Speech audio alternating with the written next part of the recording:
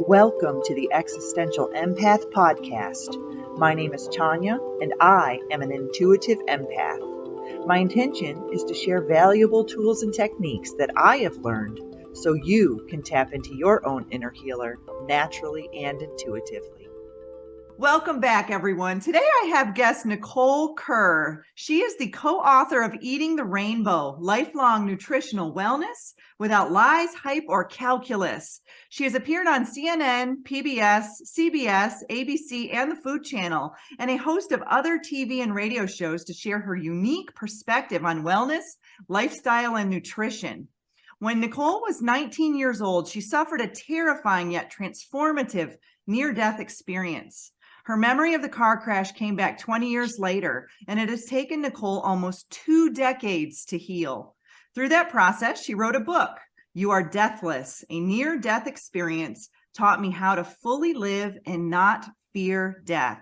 She now maintains a private practice, primarily using Neuro Emotional Technique, targeting one's emotional, energy, and spiritual well-being. Welcome, Nicole. I'm so delighted to have you on the show today. Oh, thank you, Tanya. I'm delighted to be here as well. You are just radiating there. Thank you. And so I guess I need to radiate a little bit because we're going to be talking about some heavy stuff today, right? We're going to be talking about overcoming the fear of death. Yes. Yes. And I think, of course, that is the great unknown, right? For all of us. And absolutely. So somewhere in that unconscious, unless you've been over to the other side and back, most of us do have some unconscious fear of death. Absolutely. And so I worked in death and loss for nearly 20 years. I worked in hospice care. I worked in organ donation, and being an intuitive empath, I was also seeing things on the other side that, many people don't often experience. So I personally feel I have a very different perspective on death. And I've also had a near-death experience myself. And so I always love to talk to other near-death experiencers about their experiences because mine was a little different than, most of the NDEers that I've had on my show. So let's start off with your story, Nicole, and paint a picture for the listeners on what it was that you actually went through when you experienced this near-death experience. Okay. Well, first of all, I want to say I think our country really does need to reframe how we think about death. Okay, I'm going to put that out there first. In almost every book that is written, death itself is cloaked in a veil of doom and gloom, and it has this cloud of depression around it and negativity throughout our culture and society. So what I would like to do is start talking about it in a more positive frame of mind and realize that death itself is actually beautiful. It's brilliant. It's, I didn't want to come back. That's how wonderful it was. Yeah. So I think the process of dying can be painful for some people, but the actual pain there is no pain in death. So I really want people to, in my book, really understand the 10 common lessons that near-death experiencers have, and they're all 10 in their annual report with the International Association of Near-Death Studies. They're all positive things that happen, and the first one is you don't, quote, die. And that is meaning your soul, your spirit does not die. Yes, this physical vessel does decay and it does die, but your soul and your spirit lift right on out of you and go straight up to the next destination. And that's what I used to visualize, Nicole. I would see that because I'm highly psychic and intuitive. And I would see that when I was at the bedside with patients who were passing over. I would literally see the soul leave the body. So I wasn't experiencing it myself, but I was witnessing it happening. Yeah. So I knew deep down inside then, there's more to death. There's more to the other side. Oh, absolutely. And my experience was, I was my soul was in the wrong place and I couldn't get out of it, the situation. I was a cadet at the United States Air Force Academy. Okay. My class was the 6th class of women. So I went at a time where women were really not wanted there. Okay. It was a real cultural shift to start admitting women to the academies and integrating them into them. So I experienced a lot of abuse, physical abuse, emotional abuse, sexual abuse. And I went because I have a identity or a trait, or I used to have, let me put it in the past tense because I worked dang hard to get rid of it, as a people pleaser. Okay. So what was I going to do? I was going to step up and be one of the kids that my dad wanted one of us to go to the Air Force Academy and follow in his footsteps. And I signed up. I was like, I'm going to do this. I had no interest in killing people, no interest in the military, no interest in airplanes. Okay. I was on a team board. I modeled, I did all kinds of things like that in high school. I was not part of a aerospace club or anything like that. So for me to go there was a complete shock to my soul and to my system. And I knew the first 3 weeks in basic training, when we got to call home, I knew that I was in the wrong place, because we got 1 3-minute phone call. Okay. This is back before cell phones. And I heard my mother's voice on the other end, and I just hyperventilated and cried for the whole 3 minutes. I could not get out one word. And then the commander goes, "That's it, Kerr." And he could tell I was really upset. He said, "You just go sit over there and get yourself together." Well, many, many, many decades later, I realized that was my first panic attack, where I couldn't get my words out. I couldn't get my voice out. And my mother turned to my father and later told me, she said, "What have we done to that girl?" And Dad goes, "She'll be all right." I was anything from all right. Okay. I went from there to remedial one-on-one for the next 3 weeks, which was horrible, and I survived, but I lived in total terror and total fear of just getting kicked out, of failing out, of doing something that would get me what do I want to say, a black mark in terms of, being there. And it took a lot to get there. If anybody knows the process, you have to have a congressional nomination. You have to score high on your ACTs, SATs, all that kind of stuff. I mean, it really is not an easy, the academies are not easy to get into. So I was scared of failing. I didn't want to disappoint, and I didn't want to face the shame of my father of just saying, this isn't for me, even though I knew it, what the exercises, the obstacle course, the bayonet assault course. I'm like, what the heck am I doing?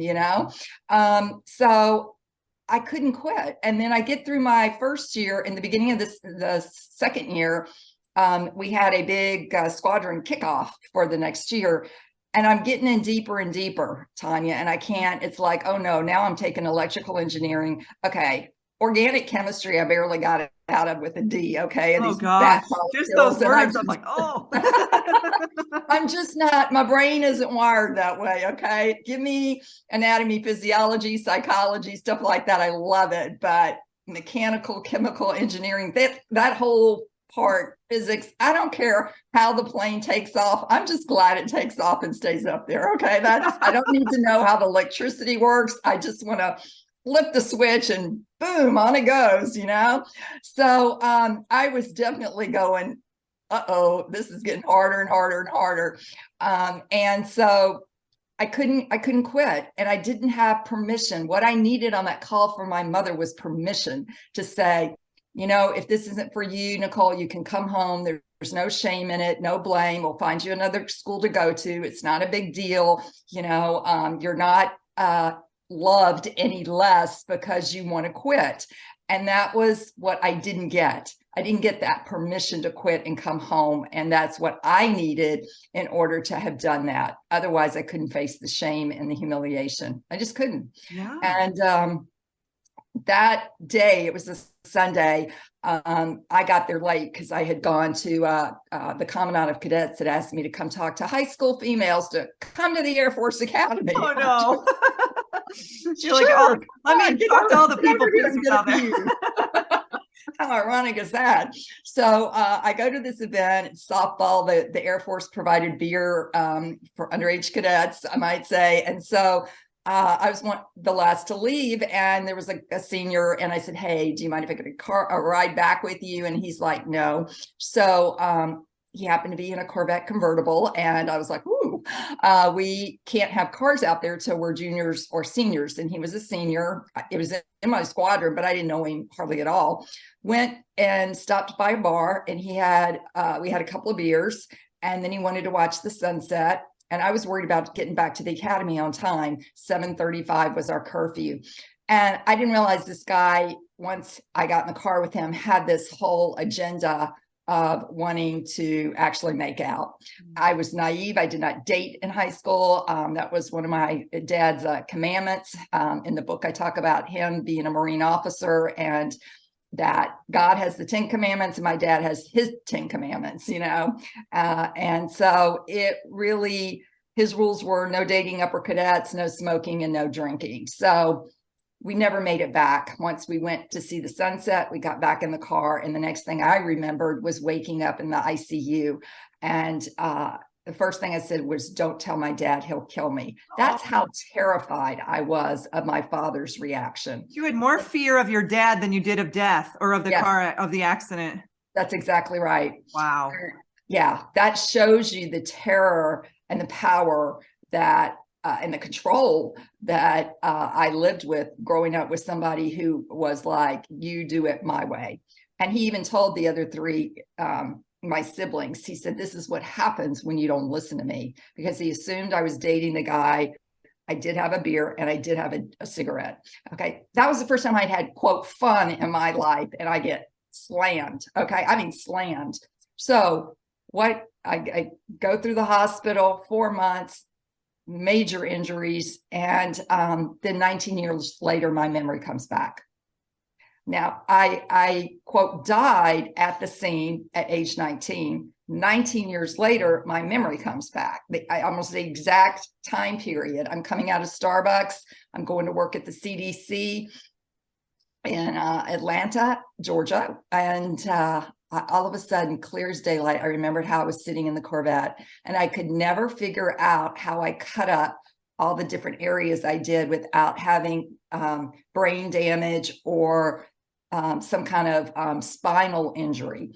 Because what happened was I cut my left foot off. I broke my pelvis on both sides. I severed my right wrist. I had a bad road burn from skidding on the pavement. And then I cut up all the insides of my thigh. So a 4th-degree laceration between my anal and sphincter muscle. And then I cut a huge hole in my right inner thigh, and I couldn't understand how I messed up that whole area. Okay. And so there I was, I saw it, and it was like I had one foot on the dashboard and the other foot crossed over. You know how you cross one leg over, and it was sitting back. It had no seat belt. And so I went butt up through the windshield. And working in the ICU, it's funny, all of us nurses, when we would work in the ICU, we'd be like, "Do not put your foot out the window. Do not put your feet on the dashboard." Like, this is one thing I tell people all the time. Do not do that, because if that happens, that's what can happen. Yeah. So that was the end of my sex life. I'll just go ahead and tell your listeners right now, I never had sex before, and I tore that area up so bad that my nerves, even to this day, don't work right. And so, and then I had to have a colostomy to divert the stool because that area was so infected. So I was in the hospital 4 months, ICU for 7 weeks, and it was a roller coaster. So I had no head injury, no spinal injury. No. Wow. Yeah. Yeah. But I do suffer from migraines. Okay. And I did, looking at it now, I had a traumatic brain injury because I was unconscious for 12 hours. Okay. And now, 19 years later, I remember exactly what happened. So instead of going to work, I go to my chiropractor, who's a body worker.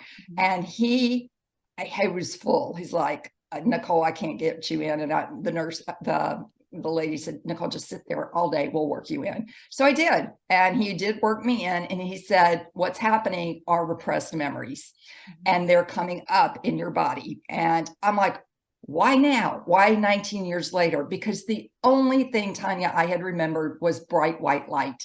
That was it, the entire 19 years. And I thought they were maybe the operating room lights. At some point I became conscious and I saw them, but no, I asked my surgeon later and she said, there's no way it could be the operating room lights. She said, I think you had a near-death experience. In fact, I think you had several of them during that time because you coded on an operation where we actually called the time on you and told your parents you were dead. And then you started up again. So, it's just every time we thought you were gone, something would come and intervene and you would get going again. So clearly I didn't want to stay. I kept trying to go back, but I have a military angel named James that is with me and will be with me till I pass. And that may sound like an oxymoron, but he protects me and he is there for me. And he fought for me to stay here and stay alive because he knew how important this message was going to be for people and how much they needed to hear this, because we are living in such a divisive time right now and a fear-based society, and fear lowers your vibration. Fear keeps you from having clarity. You're not going to make decisions when you're full. What should I say? You're not going to make the highest and greatest good decision for you and others when you are in fear, because you're stuck in that amygdala where you're fight, flight, or freeze, instead of being able to rationalize and come from an intellectual, executive reasoning, functioning from that neocortex, prefrontal neocortex. Yeah. And when you're in that fearful state, you are not in alignment with your soul self, your higher self, that higher version of you. And so you're making decisions based, irrationally. Sometimes you might be making decisions off of what other people are doing. Yes. So you're not really in a state of calm where you have that clarity of, what is my heart telling me to do? What is my body telling me to do? Versus just, what is the chaos around me telling me to do? That's exactly right. And that's one of the things that you have to do in order to transmute the fear, is to get into alignment. And what I realized is most people, including me, we are like cut off at the neck. We intellectually process our emotions. So if something happens like my wreck, I go, okay, I should be mad at the driver. I'm mad at the driver, but I never let it embody me. I never get that anger into the rest of my body. And, I went through therapy. I put myself through therapy and I hit pillows and all this other stuff, but that never got it into my body, and I know that back then that was the best that was available, but we've learned so much since about PTSD, about, trauma. Regression therapy too, regressing back to that time. And so let me ask you this, did the driver live through that? Yes, he was drunk, double the limit, and had some scratches on his back. And he is, let's just say that his dad was wearing 3 stars at the time. And this is the injustice piece that I have. Rank has its privileges, and they were able to have him. He was a senior, continue to stay there and graduate. Reminds me of that movie, A Few Good Men, with Nicholson, doesn't it? And it's just really, it was, that was hard, and he never apologized to me. And I know he was an alcoholic, and I was just really,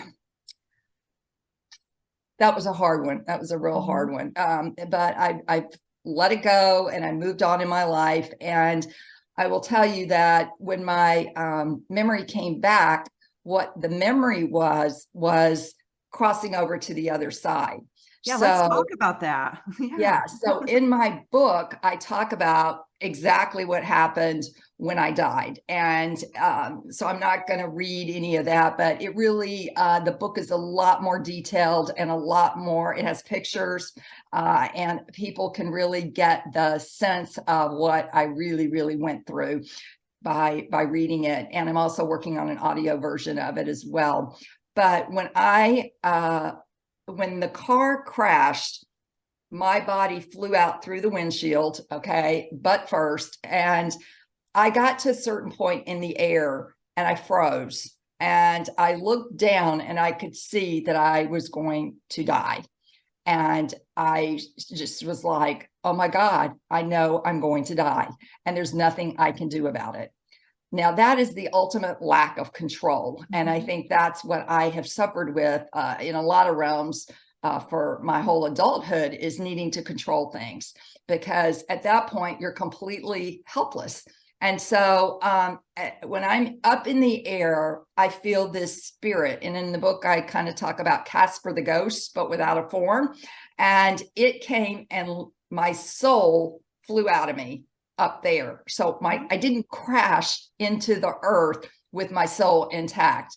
So I went up, and then my physical body went down. And that's similarly what happened to me. I was underwater, and it was very similar. I was trapped underwater, and I felt the same. I felt like my soul left, but it was hovering, but it was giving my body guidance. It was giving my body guidance on what to do. It was very, very weird, kind of surreal situation. Mm-hmm. Yeah, these are all surreal situations, and but I knew it wasn't my time to go. Where yours sounded differently. It was almost like you're like, I'm going to die, where mine was more like, you're not going to die, you're going to get through this, so mine was a little different. Yeah. Mm-hmm. But yours, it was positive. Yes. Okay. Yeah. After it was all said and done, it was positive. In the moment, I'm like, what is happening?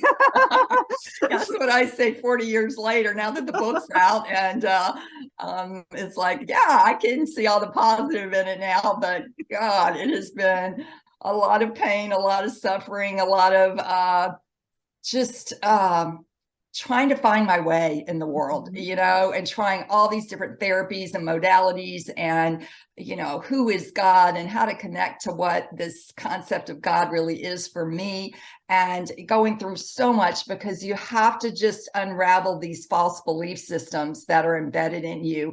And I didn't realize that how many I had. I mean, it was like a haunted house. Every room I went in, there was like, oh God, I got to clear this room out. Now this room, because I never got to individuate as a really little kid.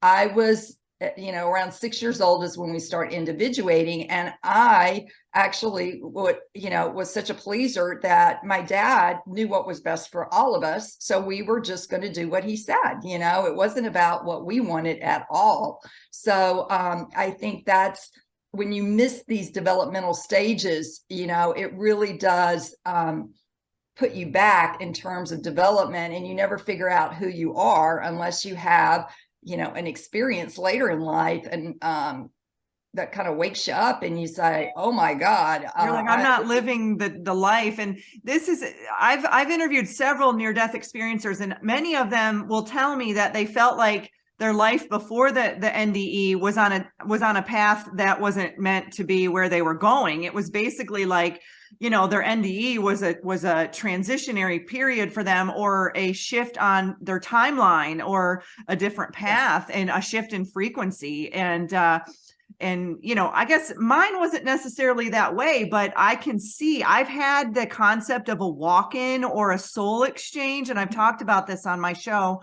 several times. And so I didn't have a soul exchange during my NDE, but I've talked to several NDEers who have had that soul exchange. It's almost like a different version of themselves, or a different aspect of their soul comes in and puts them on a completely different trajectory. And, so do you think maybe that's what happened to you, or have you been able to explore that a little bit? Yeah, I actually have explored that a little bit. And one I want to say is, when I was lifted up, I found, I guess it was, my book came out in August, and toward the end of August, I realized that Casper the ghost was my grandfather. Oh. And he came in the form of an angel. And he knew at 19, my belief system was, my dad was Southern Baptist and my mother was Lutheran. So we got two different concepts of what is right in terms of God. And we spent a lot of time in church, and people from the South will tell you that when you go to church, it's oh yeah. I lived in good. Florida for 20 years and was married to a Southern Baptist. I know exactly what you're talking about. Yeah. So hellfire and brimstone, if you do not do the right thing. So needless to say, that I did know about the archangels and angels from reading the Bible. And so that was a form that I would recognize when he came and lifted me up. And then when I got on this, it's a different level. I can't even explain it. We just went up and I could see the earth and other things. And there were other voices, but I wasn't in my human form. I could hear other voices around me. And the voices that I was really clear about hearing was a conversation about they need to ask us for help, meaning the human beings on the planet Earth need to ask the angels for help. And that is a message that they wanted me to hear so that I could repeat that as well. Because that makes me teary-eyed a little bit. Like I just got goosebumps. It's like, I've been feeling that too. And maybe you're just validating that for me and the listeners, but whoa, that just hit me. Yeah. That message just hit me. and the thing that prevents them, they will intervene if it's a emergency situation. Like with me, they just came in and swooped me up. But normally, because we have free will, we get to make decisions. That's the way the earth we're set up. They're not going to interfere. They're going to let things just play out. So you have to get in the habit, and it is a habit of asking for help from the higher realm, from the angels. And they will, let me say that again, they will help you, but it may not be in the way that you think, but it's always going to be for the highest and greatest good of all.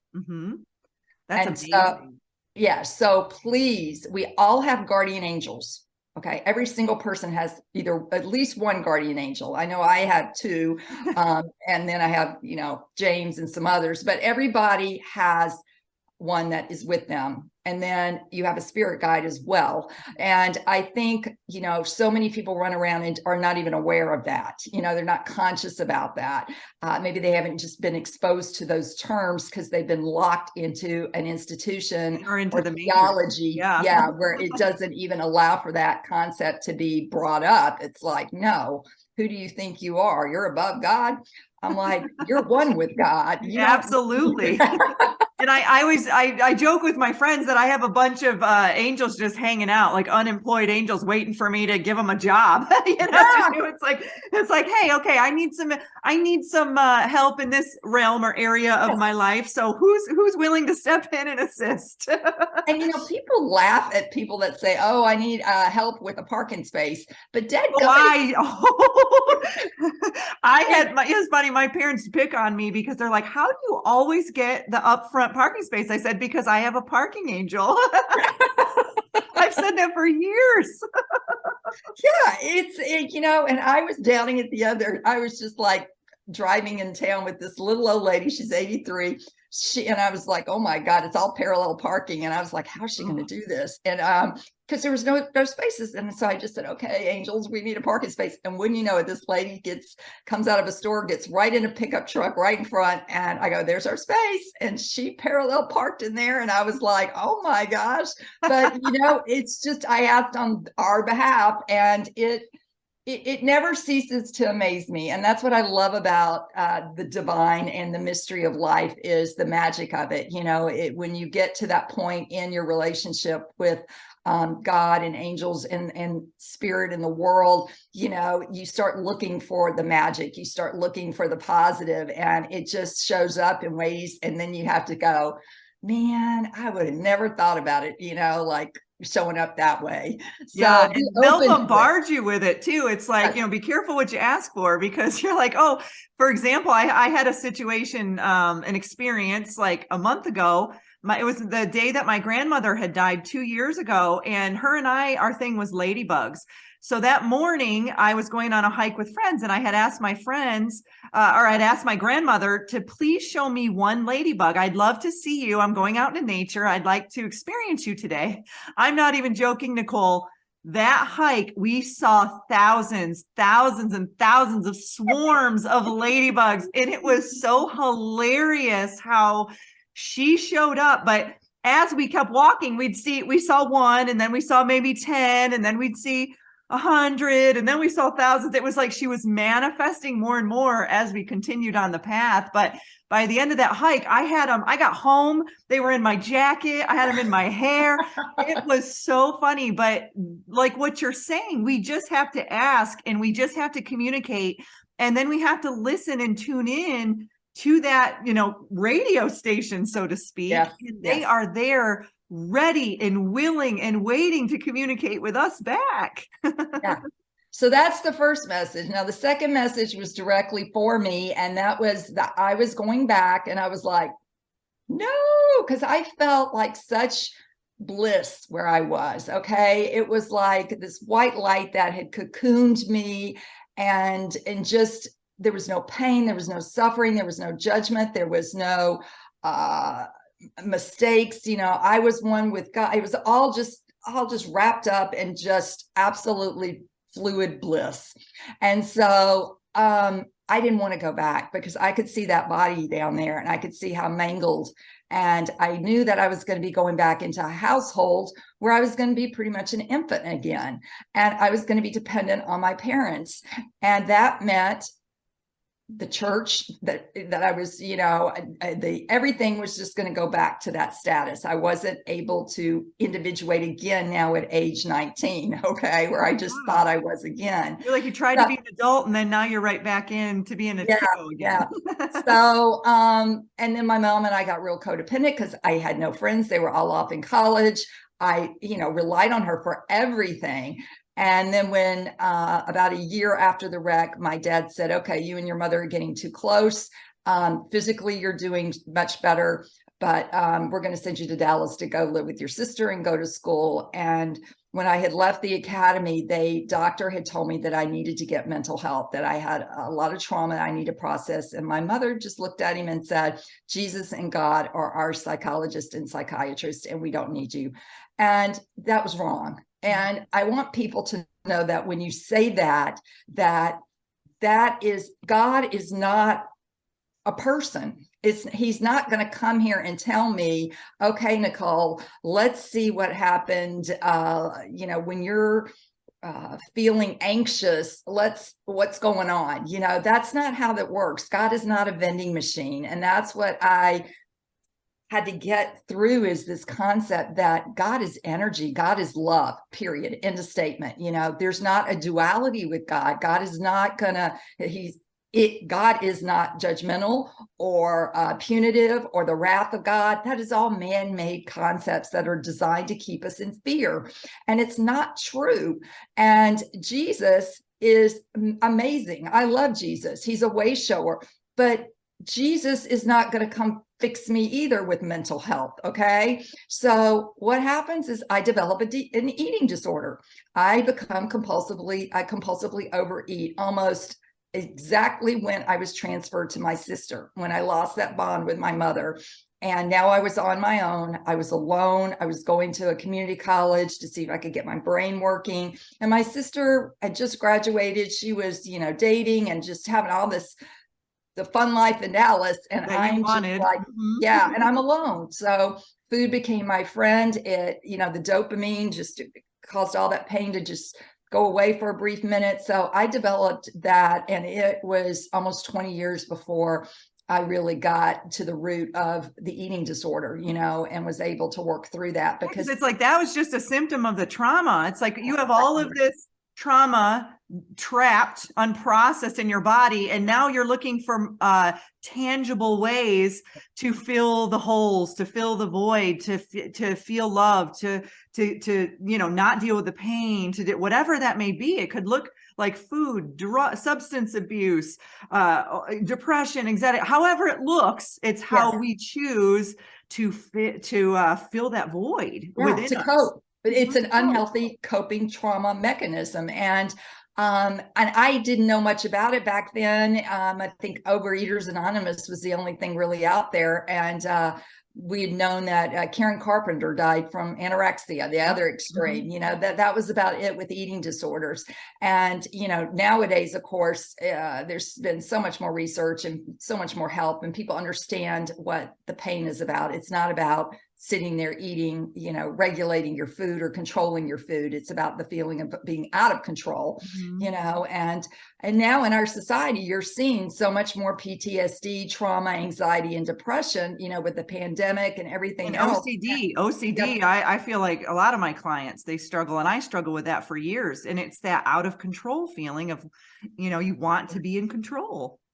Yeah. So you get it. So the message was, when he told me I was going back, and I was like, no, was, Nicole, you have a mission and a purpose, and it's to tell people not to be afraid of death.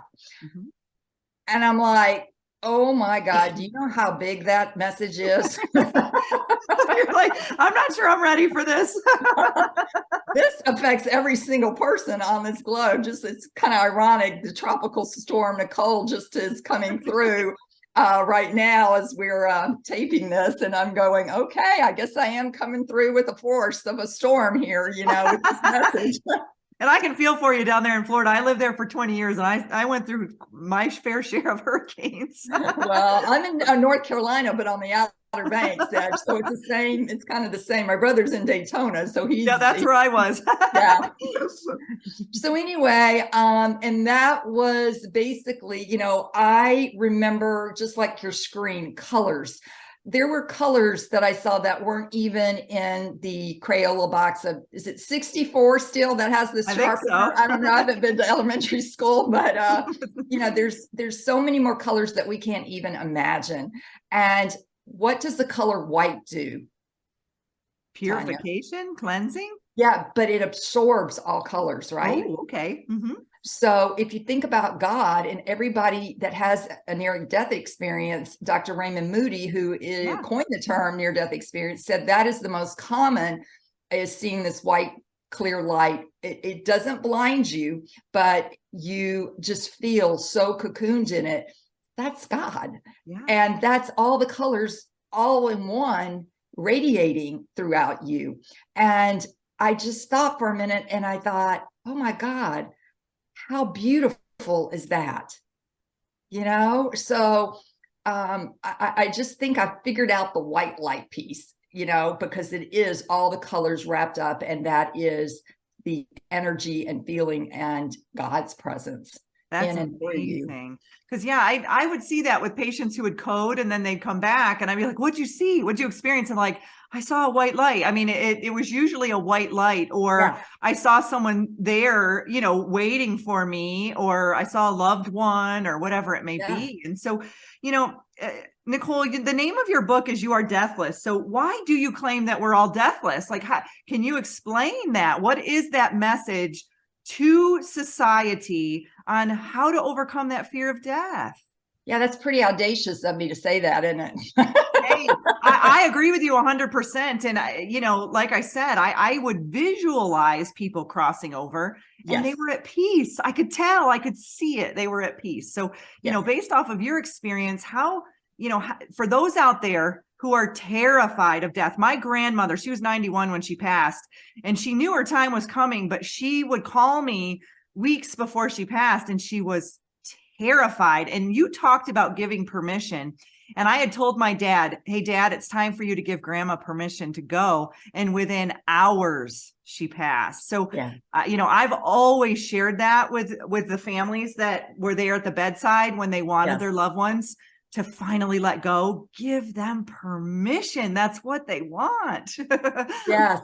Yeah. In fact, in my book, I have a checklist about what fears that you may experience when you think about your own death. Mm-hmm. And I think a lot of people are anxious about the way they will die, that uncertainty.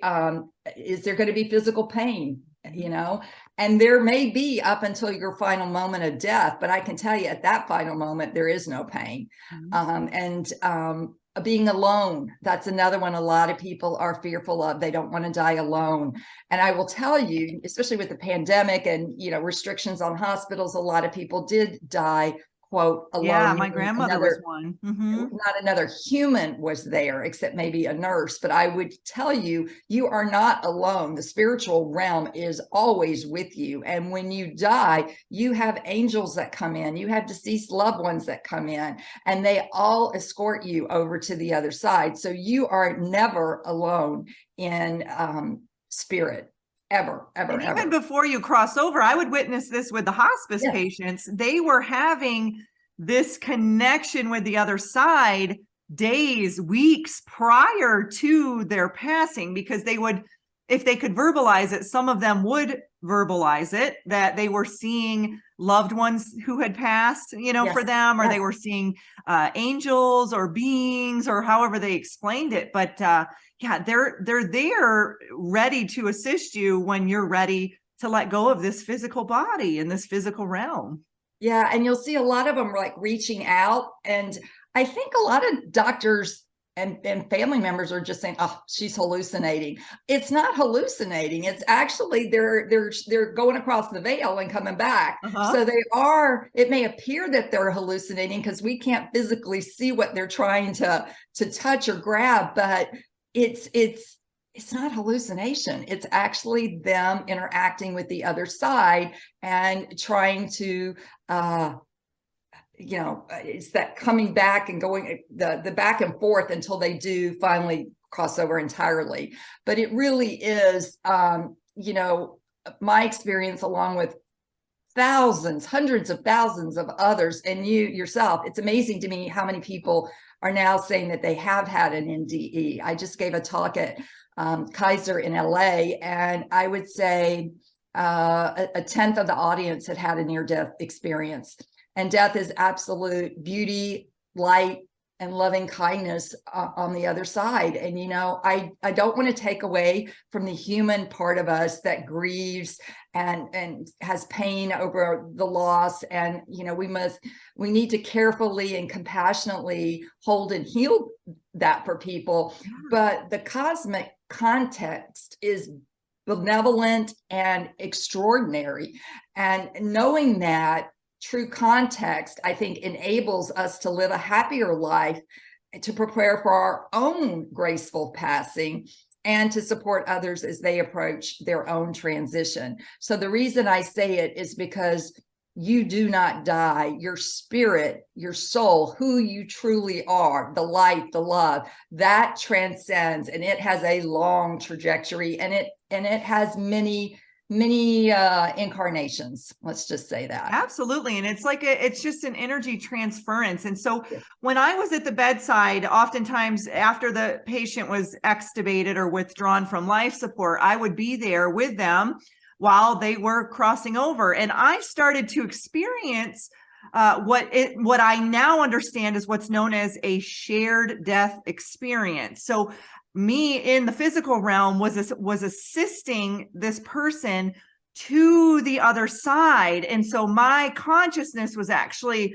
going with them to assist them to the light. And then I was coming back into my physical body. But what I was recognizing, because my staff would take notes on, the time they stopped breathing, and then the time of death and all this, I was noticing that my time frame was not aligning with their time frame. So I began to recognize that I was having lost time during these moments of what's known as a shared death experience. And I had this happen. Like I said, I worked in this industry for nearly 20 years, and I would have these experiences, not every time, but oftentimes. And it wasn't until maybe a year ago when I actually learned what this concept was. And so it was like I was experiencing from a physical and a spiritual level people crossing over. So I was also almost without having a near-death experience prior to my near-death experience, not having an understanding of the light and the other side, of things, because I was seeing the mists coming in and out of people when they would code, or we would resuscitate them. And I'm like, what am I seeing? But I never verbalized this to anyone. And I actually just talked to a friend recently, a few nights ago, about this, who worked with me. And she says, Tanya, I used to see stuff too, but she goes, I felt like I could have talked to you about it, but I wasn't sure. So I think a lot of people experience these things, Nicole. A lot of people experience near-death experiences. Me, I didn't even really know what had happened to me that day that I had drowned and I was trapped. I should probably share this story on my show. I've never really shared it. I would definitely encourage you to do that. Yeah. And I didn't even really know what it was until I started to interview people like you who had experienced this. And I'm thinking, I think I did have a near-death experience. I mean, I was under the water for more than 2 minutes, and I had left my body, all these things that happened. So I think just you being vulnerable, coming out, sharing your story, writing a book about it is going to help so many people out there. I have so many friends who didn't work with me in the field, who are in different areas in their life that struggle with this. I have one specific friend. She's like, I am terrified of death. And she'll probably end up watching this show. She'll probably know who I'm talking about. But I hope that, this information that you're sharing, that I'm sharing, is of value to all of you listeners and watchers out there who are struggling with death, who, you maybe, I even had a friend who told me she was in her 20s and terrified of death. And I'm like, oh my gosh, like, you're so young, but here you are 19 and almost, almost died. Yeah. And the thing about that is you don't fully live your life. Mm-hmm. You don't fully come into who you really are if you're always in fear and you're always scared that, something may happen. Yeah. And then, the other thing I want to say is with trauma, if you don't heal those trauma wounds, you will pass them on. And that is why this time on this time and space on earth is for us to be healing these trauma wounds ourselves so that we're not passing them forward in a generation. Because my mother and dad both endured a lot of trauma. My mother was from Kiev during the bombing, and now here's Kiev going, she never got any mental health. They did not believe in that. Okay. They just gutted through it, just persevered. And they think since they did it, they're okay, and that you should. And then they teach us to do that, right? Yeah. And they think because you're physically okay, that you are mentally and spiritually okay. But we all seem to be getting spiritual amnesia, which is we forget that we are basically God walking around on earth, and that, to remember who the being was that we were born to be, not who someone else wanted us to be. Most of us started going in that direction if we had, overprotective parents, overburdening, if we had trauma, if we had abuse. And so, it's all these filters start coming in. And I will tell you, when I was dead, they had me covered up. And when the paramedic got there and he took the blanket off of me, it must have been 10 or 20 minutes had passed. He could get no sign of life in me except doing this sternal knuckle press. Yep, the sternal rub. Yep. That was one of the neuro tests that we would do. Mm-hmm. That sucker hurts. It hurts but it hurts for a reason, because you want to see if there's any stimulation there, That's exactly right. Or so even the finger, they would really tightly pinch the fingers too. Well, he told me he did that, and the only sign of life he got was my right eye flickered, response. pupil dilated. And I know that that's the moment my soul, when you think about your eyes, they're the windows to your soul. Mm-hmm. So my soul came back in at that moment through my eyes. Okay. And it had left earlier, and that's when he was able to revive me. And then they just had to, my blood pressure was 60/0, and they had to do CPR the whole time, getting me to the hospital. It was not a trauma hospital, but I had an amazing team of I call them angels that were sent to help me heal and to work through those 4 months in a hospital. And it's just, life will throw a lot of things at different people. And it's amazing now, 40 years later, I feel like the Israelites that have been wandering around in the wilderness for 40 years, because this has been my life, is managing myself basically, with all the different aspects and getting myself in alignment. And I really want people to understand the context of the God that they believe in. That is so important, because if you fundamentally believe in a duality of God, that is going to create fear when you die. fear that you're going to be separate, and God is not external, God is internal within. And that is the whole thing, is we're all, the souls are going to go up, so.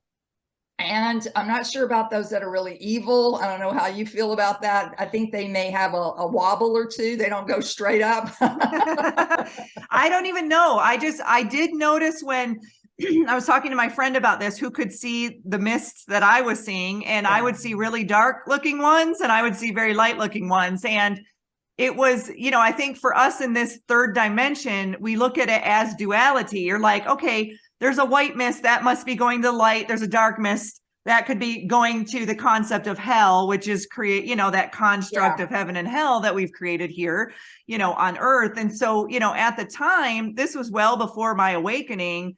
I was kind of like, ooh, that person's, that's an evil person or whatnot. But now I really don't know, because I do feel like from a soul standpoint, we sign up for our experiences and we sign up for what we want to experience here on earth. And you obviously probably signed up to have a near-death experience, so that way you could experience what you did on the other side, to be able to come back and share, that with people here on earth, to help people understand that there should not be a fear, of death. We are all going to experience it at some point, right? Yeah. And it's best to just do it with grace and peace. Yeah, let go of the resistance and try to and start having these conversations, and to start talking about it. Take the questions at the back of my book. I have a book club discussion. I mean, think about what a book club it would be to read this book, and to actually talk about the questions about death and how your fellow friends and family members feel about it, and start dialogue about it, and do it now before you're sick, before you have these issues. I would say that to people. It's like, you're a healthy 25-year-old, have these conversations. And my parents, I was sitting them down, and they're in their 40s and 50s, saying, hey, let's talk about death. Let's talk about this, because I don't want to deal with this when you're sick or you're incapacitated and we can't have these conversations.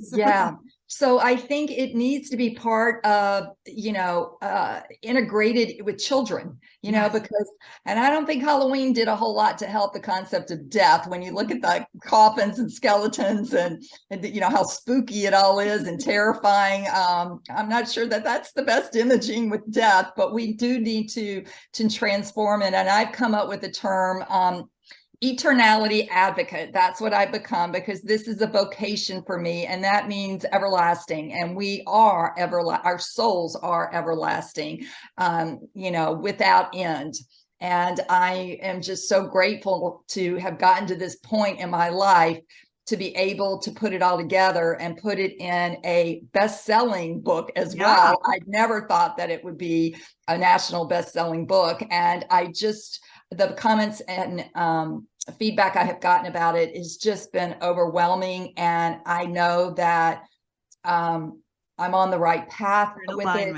And, not everybody may agree, but it's getting people to think. I'm not giving you answers. I'm asking you to start thinking about this, start dealing with your fears with it, have conversations with loved ones and friends about it, and not make it so doom and gloom. And I want to help change the worldview and vibration and cultural misunderstandings surrounding death. And to do this, we have to start addressing the difficulties getting there, which are the fears. Exactly. And so, my grandma and I joke, because, she hit, okay, so my grandfather died when he was 54, and they were in love. I mean, that was the love of her life. So she tried to commit suicide a few times, after that, and she just didn't want to be here. But, by the time she was 70, 80, 90, we always would joke about, I would say, Grandma, how are you going to haunt me from the other side? And she's like, I'm going to make you laugh. She goes, that's what I'm going to do. I'm going to make you laugh, and I'm going to make you smile. Well, I tell you what, within days of her death, she was doing things. She was calling my cell phone from her iPhone that she was not on. She was doing all of these things, messing with my cat, just all of this stuff. And I knew I couldn't see her, but I could feel her presence all around me. And I knew she was there with me, and she knew I could understand it. So I think I love that you brought up to have this discussion with children too, because I actually had a 6-year-old child come to me crying, telling me he was terrified of death. And this is a 6-year-old. And so I think as parents, we need to take a step back and ask ourselves, what are our thoughts around death? And are we projecting that onto our children? Because our children are, at a point where they're so innocent and they're at such a high frequency and a high vibration. And what we project, onto our children can really kind of screw them up or even line them up for their future, right? Yes, so definitely. If we have irrational thoughts around our own death, and then we're constantly sharing that with our children are in those, especially between the time they're born and age 7, they're in a theta state and they're in those observatory years. They're soaking things up like a sponge, and they're literally learning everything from the people around them, their teachers, their parents, their siblings. And so I love that you brought that up, because that is something, a 6-year-old should not be worrying about their death. That was programmed and trained into them from their parents. It's amazing you bring up a 6-year-old, because in my book, I talked about working with a 6-year-old, and she came to me and she was like, I'm going to go to hell. And she said, Nicole, I don't want to go to hell. I don't want the devil, and I don't want to burn up. And she said, I'm just really same thing. I'm scared I'm going to go to hell. And she was going to a very fundamentalist church. And I said, well, how do you see God? And she so eagerly told me, and I'm reading from my book here, God is a blue spirit with colors and balloons and all different colors, no head, and can talk. I said, clearly this little girl is still having a direct experience with God, no filters from other people involved. And I hope, I just told her, I said, there is no hell. You're not going to go burn up in the middle of the earth, and there's not a devil, and God loves you. I said, that's all a fairy tale. And I said, you are going you will always be able to see your family. You are love. God is love. And I don't believe that. And her mother, of course, was listening, because she's 6 years old. And that was the last time I had a conversation with her. But my heart at that point, Tanya, I was like, I can't lie. You can't. And I'm just going to come out and say it. And she looked at her mom and she goes, Mom, is that the truth? And she goes, we'll discuss it later, but I'm like, oh my God, she's totally, no wonder she gets up in the middle of the night and wants to go sleep in her parents' room, but these are the things. But when she described God, I thought that is the closest concept to God that I have heard that I can relate to. It doesn't have a head, but it talks to you. And all the different colors, which is what I experienced. I mean, I love the rainbow, that I put the rainbow in my marriage vows. I took every color and put what it really meant, and I recited it, and the whole group that was there to witness couldn't even believe it. And I said, because I don't know, me and color have always had a thing. So your background, and then with my book, it's all the colors of my book, which I don't know if you can see, these are all hearts, I just thought, oh, how cool is that? So well, it's funny, because I usually tune into my guest, and this was what I tuned into. So obviously there was a reason. So yeah. Nicole, where can people find your book? Where can people connect more with you? Well, you can find my book on Amazon, and I would love it if you would leave a review as well. Amazon love reviews, but so do other people. People do read reviews. So, as much as people say, I don't really want to do it, I would really ask that you support authors in general to leave. If you like the book, leave a positive review. And Barnes & Noble has it as well. You can go on their website. Goodreads has it. Books A Million, those outlets, and you can just also Google it. But Amazon and Barnes & Noble are the two big platforms. And then my website is www.NicoleKerr.com. And then I'm on Facebook, Nicole.Angelique.Kerr. I'm on Instagram, same thing. And I'm on LinkedIn. And that's all I can keep up with. I hear you.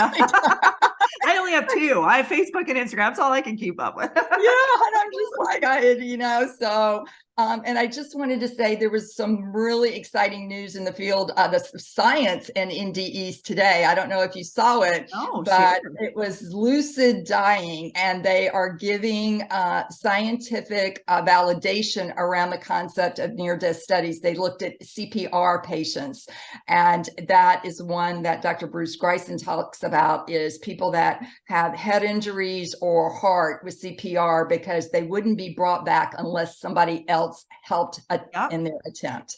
That's what happened to my grandmother. She had a DNR, but they resuscitated her, cracked her ribs all open, and then she ended up living for another 4 months. But during those 4 months, she was miserable, and she was so angry that they brought her back and that they didn't follow her wishes. And so, but I do feel she went to the light and she experienced what you experienced, whether she didn't share that with us, but I do feel that's what happened. She felt that connection and then didn't want to come back. Yeah. She didn't want to come back, and she didn't want to be here anyway. She was 91 years old, Yeah. And so, yes, I do. I encourage people to, to make your wishes known. Be very verbal about them. Let the healthcare team know. Let your family know. Have these discussions. It's so and get it in writing. And get it in writing. And be vocal about it. If you are, or you're headed to the hospital or something is going on, have an advocate there for you, a absolutely, because you never know. That's the thing about death. You absolutely never know when you will go to the other side, when you'll make your transition. We're not guaranteed that. And most people always think, of course I did at 19, it's not going to happen to me, but that's life, and we live in a free will, and there are people out there doing all kinds of things that will impact me. And we could see it with the mass shootings and stuff like that. You're just going about your daily workouts or whatever, and or you're going to school, and to live with that fear that you may not come home that day, that's shame on America. And that's no way that's no way to live. Sorry, but I just have to say that. That's terrible. No, it's not. And that's a frequency too. I feel like if you anchor yourself into that fear vibration, then you're going to manifest and you're going to attract more experiences that will play themselves out in your reality. So really just live your life in joy and in peace and in happiness and calmness as much as you possibly can. And, and I get you can't do it 24/7, but do it as much as you possibly can. And really, a lot of it is catching yourself in those fearful states too. And I think, with you, Nicole, doing your, your neuro emotional technique, I do emotional freedom technique. Just really helping people move through the fear. And fear can really, just paralyze us at times. And it's unnecessary. And then I want to just show you, these are the 10 common NDE lessons. They're in my book. You can actually Google them as well, but that's every one of my chapters starts with them. And I want to just say the second one, love is all that matters and is the source of all that exists. So I want people to love themselves unconditionally. And that is a journey in and of itself that we're all on. So please, no shooting yourself, no shaming yourself, any of that kind of stuff. And that's going to make your life a lot lighter. Yes, and that's a great note to end on. So, Nicole, I appreciate you coming on the show today. I appreciate your transparency, your vulnerability, and putting yourself out there into the world in a world that's a little chaotic and a little crazy and a little judgmental right now. So I do appreciate the energy that you brought to the show today and the energy that you've put in your book, and for the energy that you're sending out into the universe. So thank you so much for coming on the show. Thank you, Tanya. I appreciate you. You're an absolute delight, and best wishes to you as well. You deserve to navigate your life as an empath in alignment with health, happiness, and abundance. To learn more about the services that I provide, including Beyond Quantum Healing Hypnosis, EFT Tapping, and the Emotion Code, visit my website at www.thesoulcafe.org.